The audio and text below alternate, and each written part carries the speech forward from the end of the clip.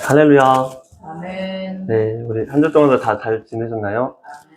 네, 이렇게 우리 서로 다시 한번 고백하시겠습니다. 다시 만나 기쁩니다. 네, 다시 만나 기쁩니다. 네, 사랑하고 축복합니다.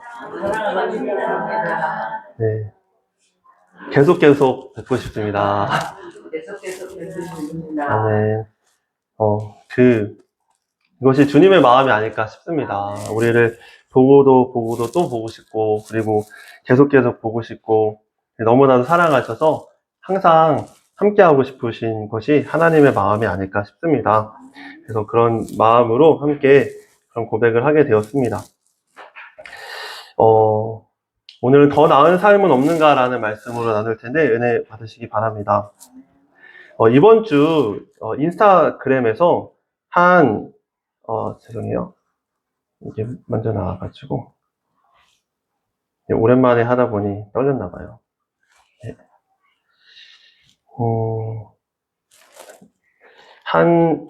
보이시죠? 네. 인스타그램에서 한 쇼츠 영상을 보았습니다.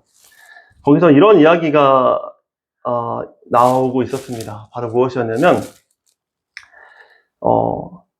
100년 뒤 우리는 이 세상에 없어요 라는 제목이었는데 그 이야기를 잠깐 읽어드릴까 합니다. 지금으로부터 100년 뒤 우리의 친척, 친구들은 모두 땅에 묻힐 것입니다. 우리가 그토록 힘들게 얻은 집에는 모르는 사람이 살 것이고 그들은 오늘날 우리가 가진 이 모든 것을 소유할 것입니다. 많은 돈을 들여 산 그 자동차도 말이죠. 우리의 후손들은 우리가 누구였는지 거의 알지 못할 것입니다. 우리 중 할아버지의 아버지를 기억하는 사람이 몇 명이나 될까요? 우리가 죽고 나면 몇 년 동안만 기억될 것입니다. 몇 년이 지난 뒤 우리의 역사, 우리의 사진, 우리의 행적은 망각의 쓰레기통으로 사라질 것입니다. 우리는 기억조차 되지 않을 것입니다. 어쩌면 언젠가 우리가 이런 질문들의 분석을 멈춘다면 모든 것을 얻겠다는 꿈이 얼마나 무지하고 허약한 것이었는지 이해하게 될 것입니다. 언제나 더 많은 것을 원하면서도 삶에서 진정으로 가치 있는 것들에 시간을 할애하지 못했죠. 이 모든 것을 바꾸어 삶을 살아가야 합니다. 라는 이야기였습니다.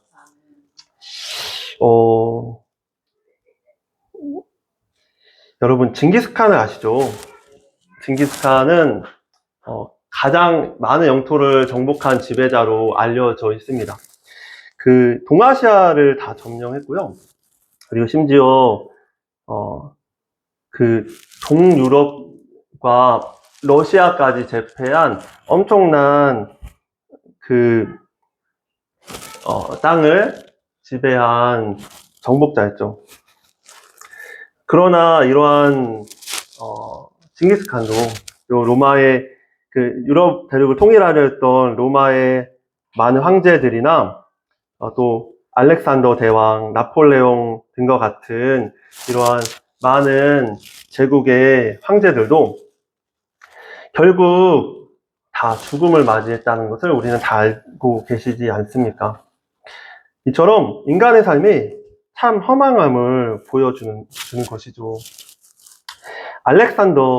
왼쪽에 있는 알렉산더 대왕은 그렇게 천하를 호령하고도 짧은 삶을 살았는데 33살, 예수님과 같은 33살에 말라리아에 걸려서 목숨을 잃었다고 합니다. 온 천하를 다 통일하고도 33세밖에 살지 못하고 죽은 것이죠.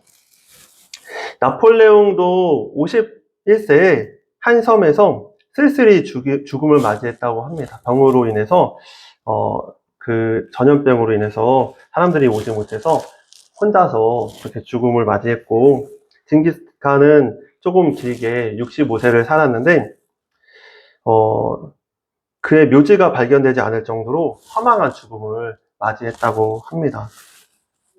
자신을 신이라 칭할 정도로 천하를 호령했던 로마의 황제들 역시도 사실 우리나라 역사도 마찬가지인데, 조선시대 역사도 마찬가지인데, 서로 죽고 죽이는 암투와 암살과 혈투를 통해서 결국 황제의 자리에는 올랐지만 결국 그렇게 얻은 자리에서도 결국 짧게 물러나야만 했던 그런 이야기들을 잘 알고 계시지 않습니까?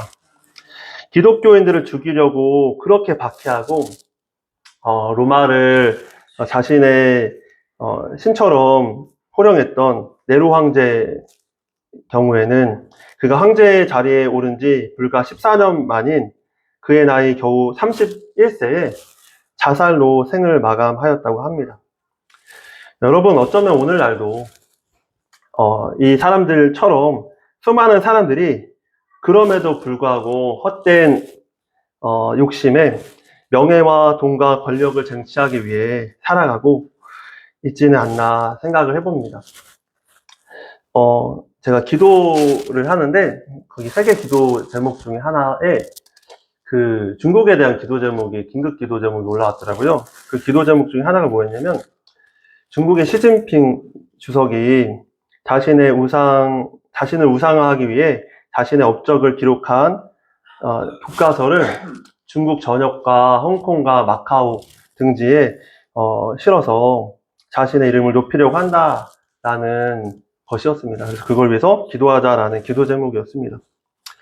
어쩌면 시진핑 뿐이겠습니까? 그 북한의 김정은도 어찌 보면은 지금 미국과 우리나라의 많은 정치인들도 한 나라의 정말 백성들을 위해서 혹은 하나님을 위해서 하나님의 이름을 높이기 위해서 살아가려고 하기보다는 자신의 이름을 높이려고 이런 것을 최고의 목표로 살아가는 사람들이 얼마나 많이 있습니까?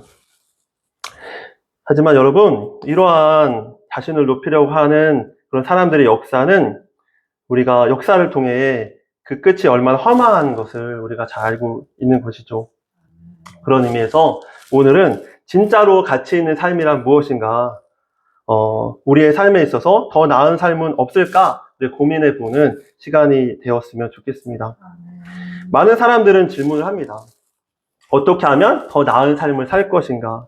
어떻게 하면 더더욱 행복할 것인가 하며 그 답을 찾기에 많은 노력을 하죠. 그래서 생각합니다. 공부를 조금 더 잘하면 행복할 거야. 좋은 직장에 가면 행복할 거야. 좋은 사람과 결혼하면 행복할 거야. 아기를 낳으면 돈이 조금만 더 있으면 원하는 꿈을 이루면 등등등 많은 생각을 하며 살아갑니다. 그런데 이 모든 것을 다 누렸던 한 사람이 이렇게 이야기하는데 바로 솔로몬은 전도서에서 이렇게 이야기합니다. 우리 큰 소리로 함께 합독하시죠. 시작. 전도자가 이르되 헛되고 헛되며 헛되고 헛되니 모든 것이 헛되도다. 이래 결국을 다 들었으니 하나님을 경외하고 그의 명령들을 지킬지어다. 이것이 모든 사람의 본분이니라. 하나님은 모든 행위와 모든 은밀한 일을 선악간에 심판하시리라. 아멘. 여러분, 지금 제일 돈이 많이 있는 사람이 누구죠? 돈을 많이 번 사람. 아마도 일론 머스크가 아닐까 싶습니다. 아니면 아마존의 그 제프 뭐뭐뭔데 이름을 까먹었어요. 그분이 아닐까 싶습니다. 근데 그분보다 더 돈을 많이 벌었던 사람이 누구냐면 록펠러라고 온 그 세계의 석유를 다 그 석유의 시장을 다 쟁취해서 수많은 돈을 벌었던 사람이 록펠러라고 합니다. 그런데 록펠러보다 돈을 더 많이 갖고 있었던 사람을 역사적으로 이야기하는데 그 사람이 바로 누군지 아십니까? 바로 솔로몬이라고 합니다. 당시에 솔로몬이 그들보다도 더 많은 부와 권력과 그리고 명예를 누렸다라는 것이죠. 그런데 그런 그가 하는 말이 결국에는 인생의 모든 것들이 헛되고 헛되며 헛되고 헛되니 모든 것이 헛되도다. 이렇게 이야기를 하고 있다라는 것이죠.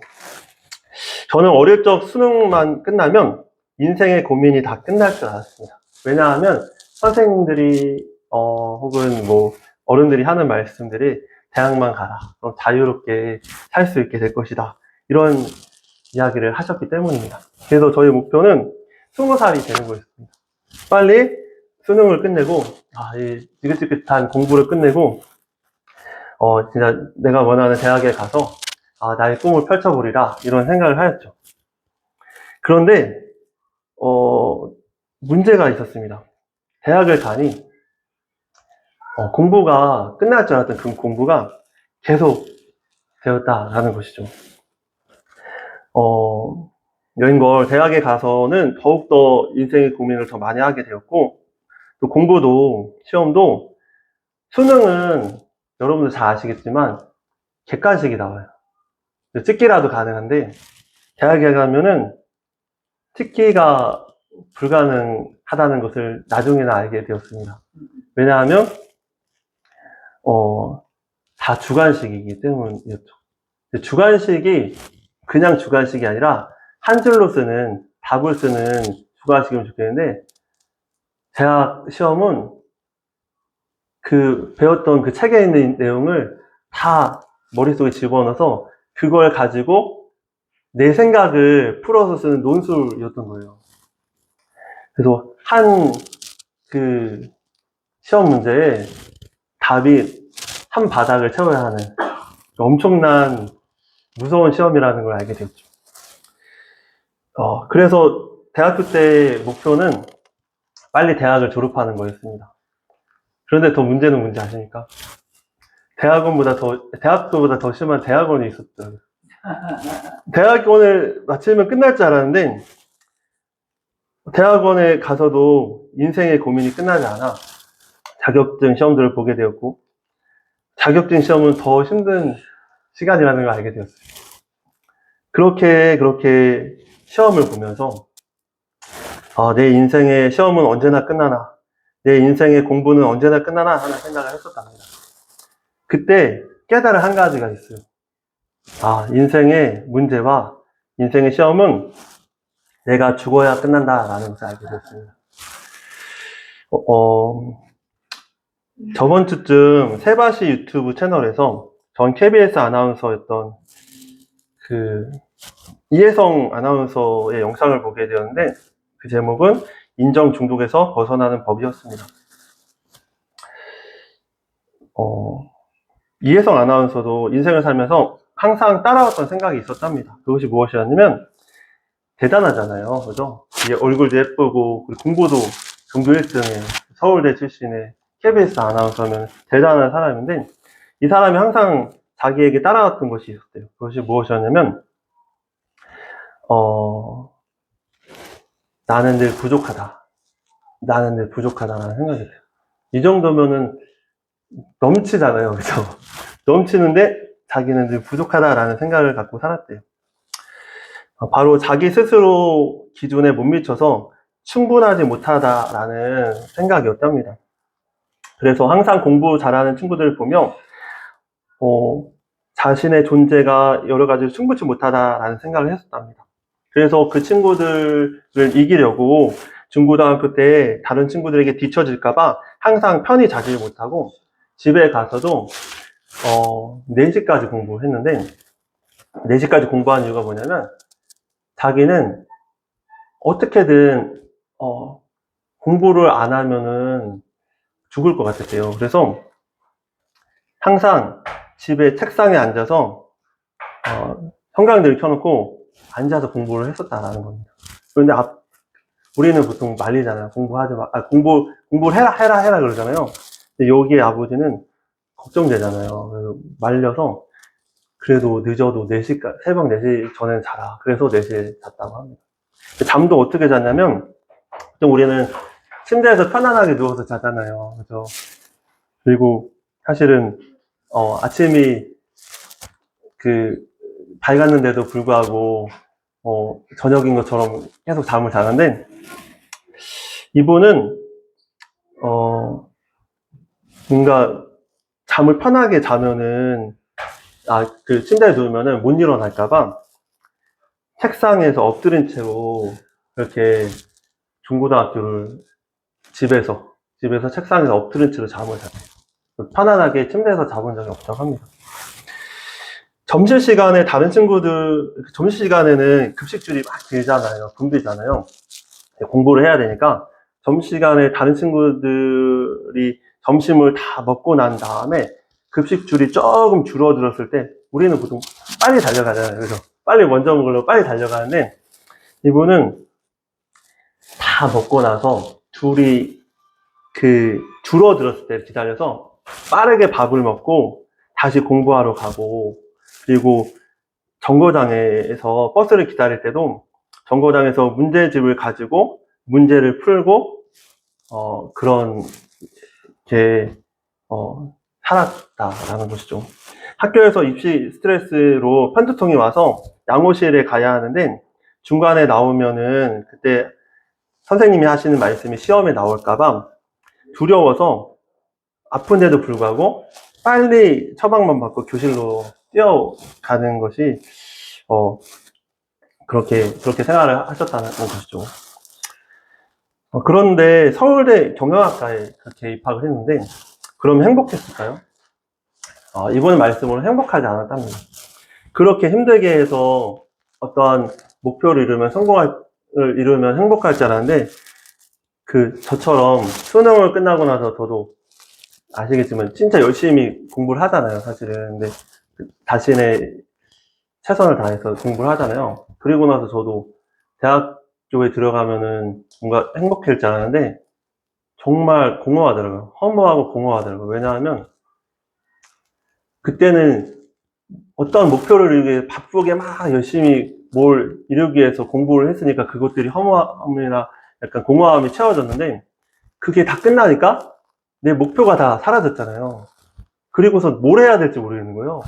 대학교 가서 되게 공허하고 좀 그랬던 적이 있었는데 이분도 그렇게 정신적인 공허함이 들었답니다. 그래서 그 다음부터 하셨던 게 뭐냐면 다른 목표를 찾은 거예요.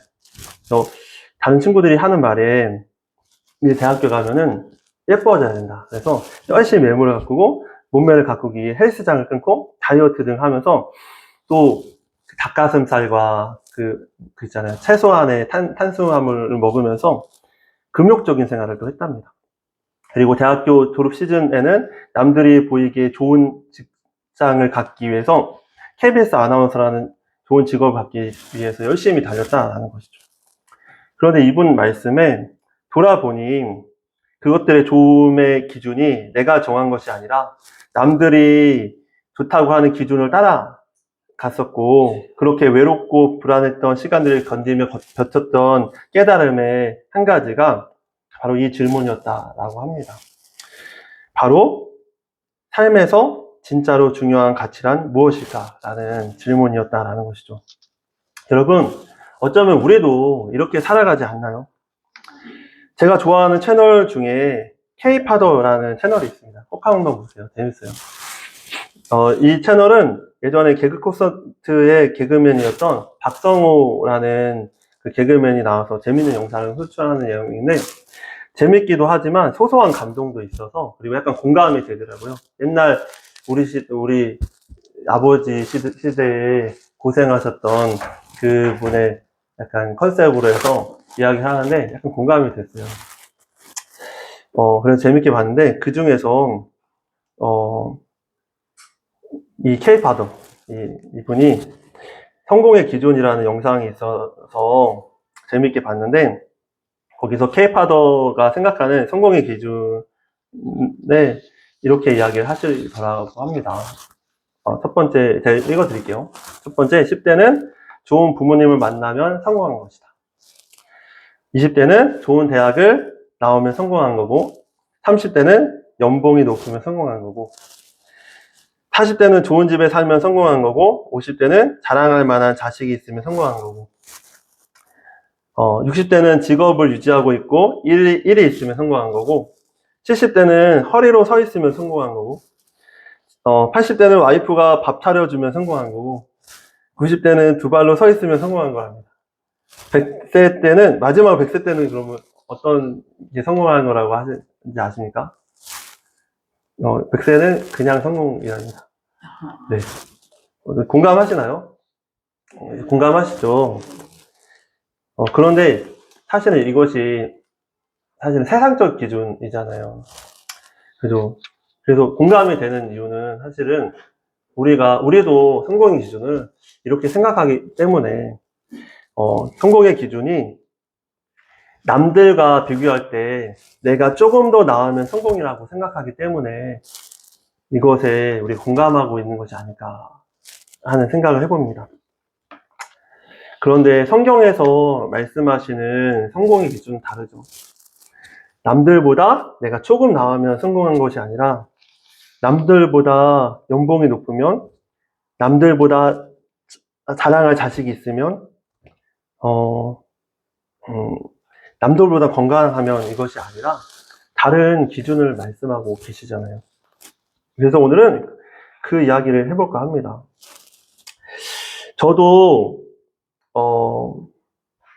저는 대학교를 들어가고 나서, 신학교를 들어가고 나서 방황을 많이 한 케이스인데,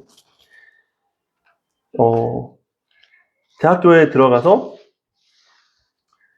뭔가 저는, 그러니까 목회적 성공을 바랬던 것 같아요. 그리고 꿈이 있었고 그 꿈을 이루고 싶은 마음이 있었던 것 같아요. 그런데 그것이 참 어렵다라는 생각을 하게 되고, 또 한편으로는 그 신학교를 나오면 아시겠지만,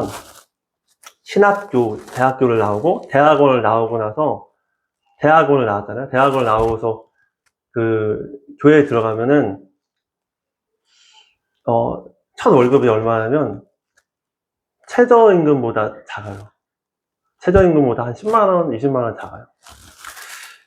그거를 보고 나서, 그리고 제 또래 고등학교 친구들이나 그 친구들 보게 되잖아요. 그 친구들이 그 대학원까지 나와서 그 연봉을 받는 것을 비교했는데 너무 차이가 큰 거예요. 그러고 나서 제가 엄청 방황을 했어요. 차라리 신학교를 하지 않고 내가 좋아했던 뭐 경영학이나 아니면은 뭐 컴퓨터 공학이나 이런 걸 나왔으면은 좀 더 행복하지 않았을까 이런 생각을 했어요. 지금은 아닌데, 지금은 하나님을 전하는 일이 가장 큰 가치 있고 가장 소중하고 귀중한 일이라고 믿거든요. 근데 그때는 그랬어요. 똑같이 세상적인 기준으로 생각하면서 방황을 엄청 많이 했었던 것 같아요. 그런데 하나님을 이렇게 잘 믿는데, 잘 믿지도 않으면서, 그죠? 잘 믿는데 왜 이렇게 나는 이렇게 남들보다 이렇게 성공하지 못할까 이런 생각을 했었던 거예요. 그 방황을 많이 했죠. 한때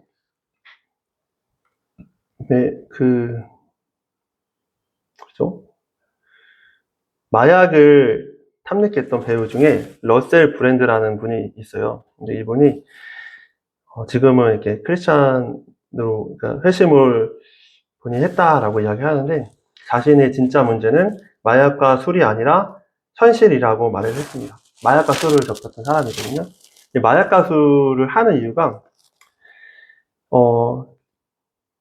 마약과 술이 문제가 아니라 현실적인, 마약과 술을 하는 이유는 현실의 문제와 사실 많은 문제가 있죠. 그리고 자신의 공허함을 달래기 위해 마음의 구멍을 채우기 위한 일시적 방책이라고 이야기한 것입니다.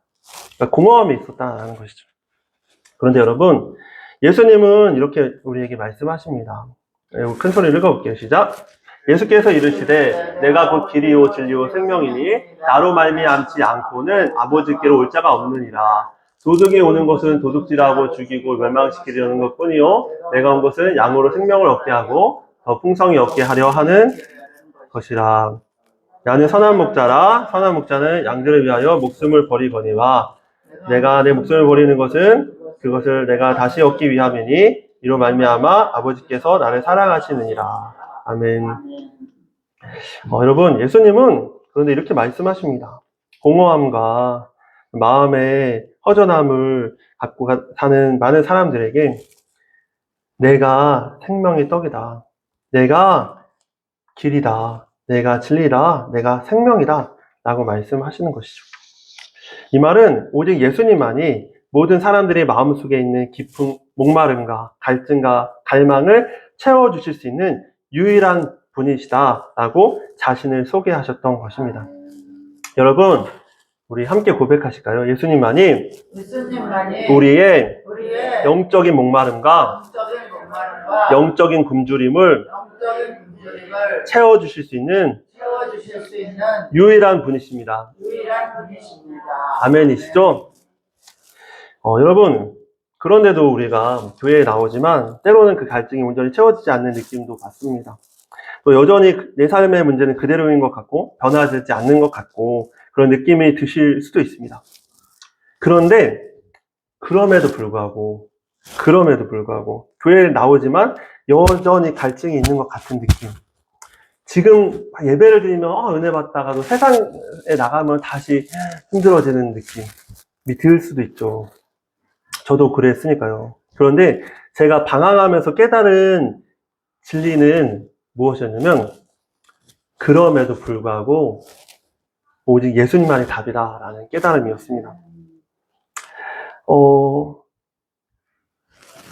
뭔가 영적인 목마름, 교회에 나오지만 약간 채워지지 않는 그런 느낌, 다시 나가면은 다시 방황하게 되는 그런 느낌 때문에 저도 세상 것들을 많이 찾으려고 했었던 것 같아요. 세상적인 인간관계, 세상적인 성공, 세상적인 세상적인 즐거움들, 게임이나 오락거리들, 그런 것을 찾으려고 했었던 것 같아요. 그런데, 그거를 한다고 해서 그 공허함이 채워지지 않더라고요. 그러면서 깨달은 게 뭐냐면, 그것들은 결국, 정말 나를 힘들게 하고, 나를 더 공허하게 하고, 더 목마르게 하는데, 때로는 더 나를 죽이고, 나를 정말 수렁으로 빠뜨리는데 결국에 내가 붙잡아야 될 분은 예수님이시구나. 예수님을 붙잡을 때 내가 살 수 있구나 라는 것을 깨닫게 되었답니다.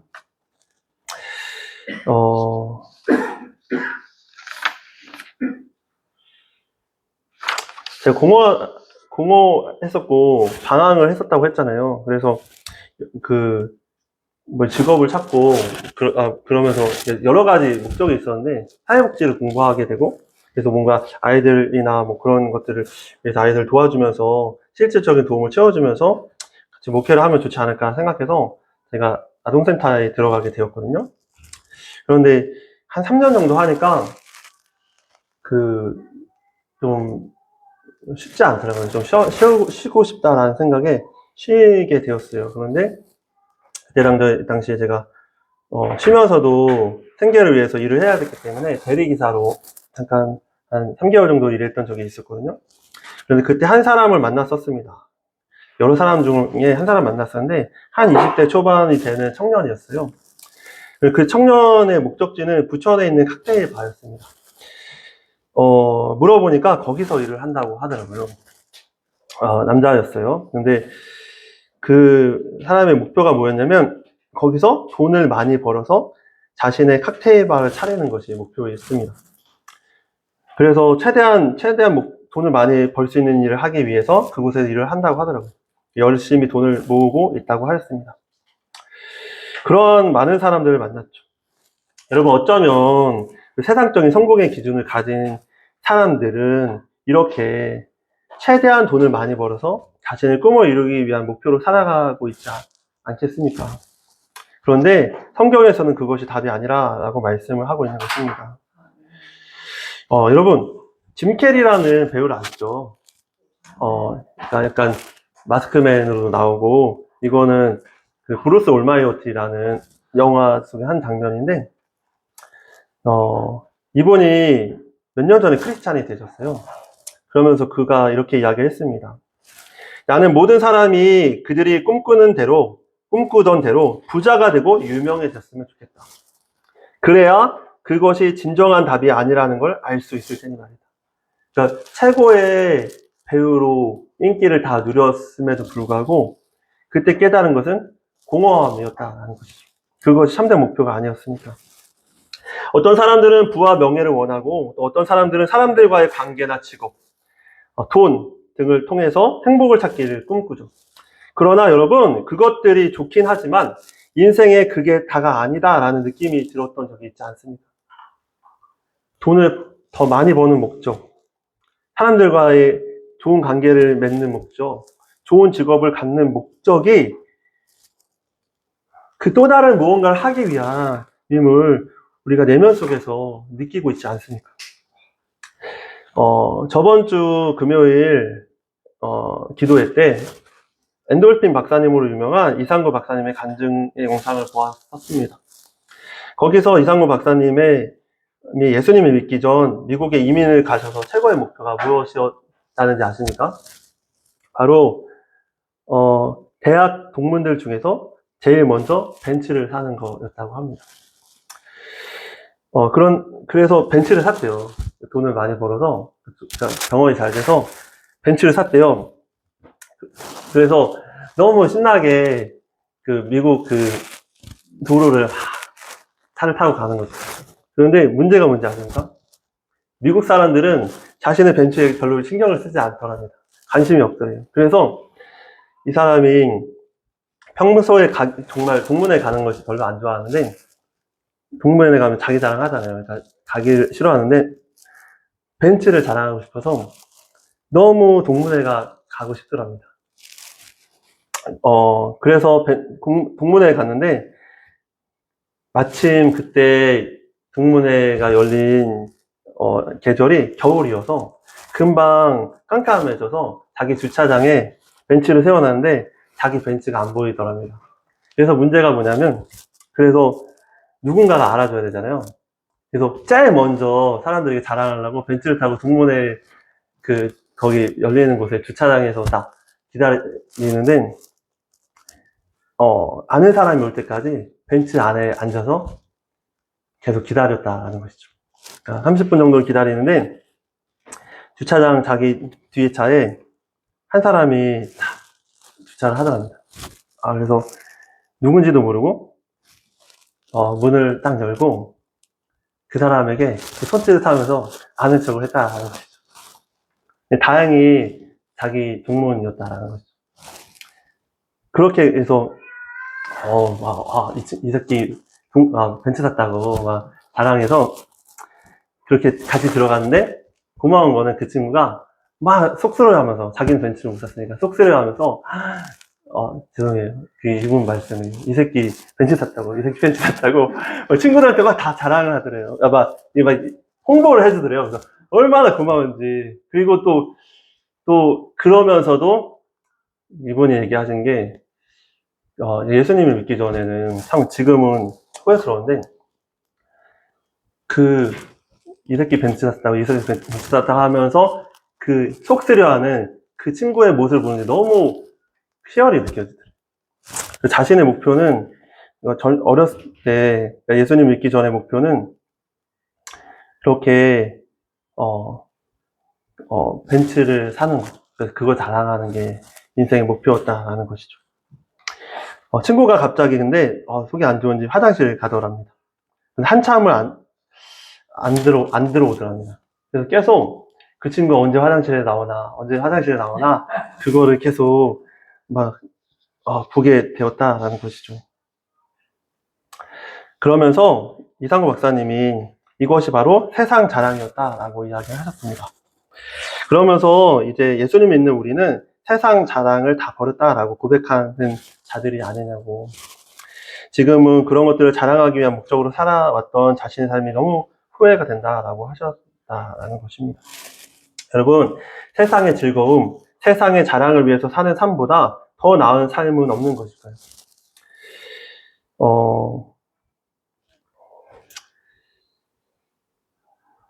이분이 아까 말씀드렸던 그 러셀 브랜드라는 분인데, 공허함을 채우기 위해서 자신은 술과 마약을 마신다라고 했던 사람인 거죠.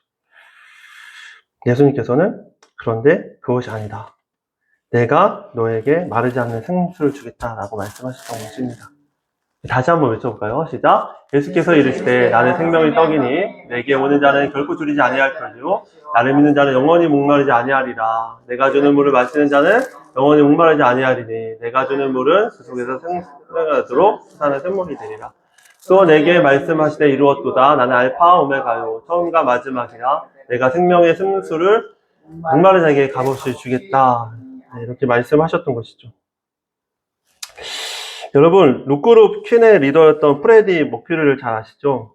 몇 년 전 그의 삶을 조명했던 보헤미안 랩소디라는 영화로 잘 알려진 배우입니다. 저도 되게 재밌게 봤는데 그 음악적인 그게 엄청 너무 시열이 있어요. 너무 좋아요. 그래서 봤었는데 그는 엄청난 부와 수많은 팬들의 사랑을 누렸던 사람입니다. 어쩌면 지금의 BTS보다 더 세상적으로 세계에서 알려진 사람이었는데 그가 죽기 전 인터뷰에서 지독하게 외로웠다라고 고백을 하였답니다. 그가 동성애자로 알려져 있는데 아마도 그의 외로움이 그를 동성애자로 이끌지 않았을까라는 생각을 해봅니다. 사랑받기 위해서 더 뭔가 이렇게 목마름을 채우기 위해서 그런 것들을 하게 되지 않았을까라는 안타까움이 있는데 그가 죽기 전 인터뷰를 이렇게 말을 했습니다. 제가 읽어드리면 당신은 이분의 고백이에요. 당신은 세상을 다 가지고도 가장 외로운 사람이 될 수 있다. 그것이 바로 가장 쓰라린 형태의 고독이다. 여러분, 성공은 그를 세상의 많은 사람들의 우상으로 만들어주고 그에게 엄청난 부를 가져다 주었지만 결국 그렇게 그랬던 그도 얻지 못했던 한 가지가 있었습니다. 그것은 바로 사랑이었습니다. 그런데 예수님께서는 이렇게 우리에게 말씀하셨습니다. 하나님이 세상을 이처럼 사랑하사 독생자를 주셨으니 이는 그를 믿는 자마다 멸망치 않고 영생을 얻게 하려 하십니다. 바로 내가 사랑이다. 내가 너를 사랑한다. 내가 너를 위해 죽기까지 사랑하는 만큼 내가 너를 이렇게 사랑한다 라고 말씀하셨던 것입니다. 여러분,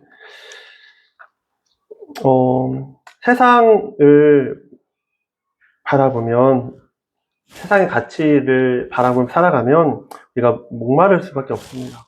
왜냐하면 그것이 참된 목적이 아니기 때문입니다. 그래서 그렇게 우리가 필요한 것은 바로 예수님입니다. 왜냐하면 예수님만이 길이요 진리 생명이고 우리를 조건 없이 사랑하시는 그러한 목숨까지 걸고 우리를 사랑하시는 유일하신 분이시기 때문입니다.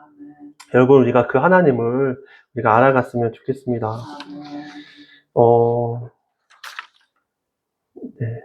C.S. 루이스라는 분이 계신데 그분은 이렇게 말합니다. 만약 기독교가 거짓이라면 전혀 중요하지 않지만 만약 진리라면 그 중요성은 무한대이다. 그 중간은 있을 수 없다. 라고 말합니다. 여러분, 어떤 사람들에게 신앙이란 것은 바쁜 삶에 별로 중요하지 않은 고리타분한 것이라고 생각할지도 모르겠지만 제 결론은 하나님을 믿는 믿음과 하나님과 예수님 그리고 성령님에 대해 알아가는 것은 우리의 인생에서 가장 중요하고 진짜로 행복한 삶을 살고 더 나은 삶을 살아가기 위한 가장 중요한 것이라고 말씀드리고 싶습니다. 그것이 결론입니다. 저의 결론입니다. 여러분, 저도 여전히 하나님을 더 알아가기 위해 힘씁니다. 그리고 매일 넘어지고 힘든 삶을 살아가죠. 그런데 그 길이 유일한 해답임을 알기에 끝까지 투쟁해보려고 합니다. 연구하고 더욱더 주님을 알아가고 싶습니다.